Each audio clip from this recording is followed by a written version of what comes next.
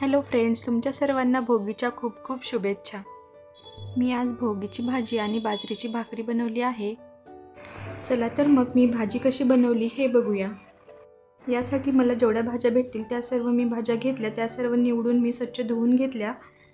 गॅसवरती कढई ठेवली. कढईमध्ये तेल घातले. तेलामध्ये टोमॅटो घातला. यामध्ये हळद, लाल तिखट मसाला घालून परतून घेतले. यामध्ये वाटाणे, हरभरे, वाल,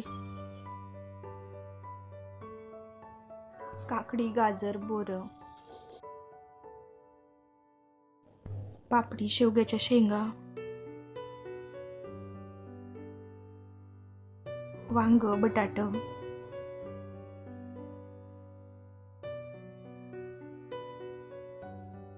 तीळ आणि शेंगदाण्याचं वाटण हे सर्व घालून मिक्स करून घेतले. हे बघू शकता छान असे मिक्स झालेले आहे. यामध्ये मी थोडेसे गरम पाणी घालते. थोडासा गूळ, चवीनुसार मीठ हे सर्व घालून एकत्र छान मिक्स करून घेतले. झाकण ठेवून शिजवून घेऊया. हे बघू शकता छान अशी आपली भाजी तयार झालेली आहे.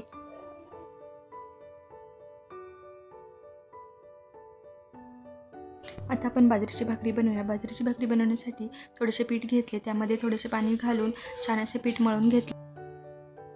पीठ मळून झाल्यावर अशा पद्धतीने मी भाकरी बनवून घेतली आहे. भाकरी थोडीशी बनवून झाल्यानंतर त्यावरती थोडेसे तीळ पसरवून परत एकदा थोडीशी हाताने अशी थापटून घ्यायची आहे.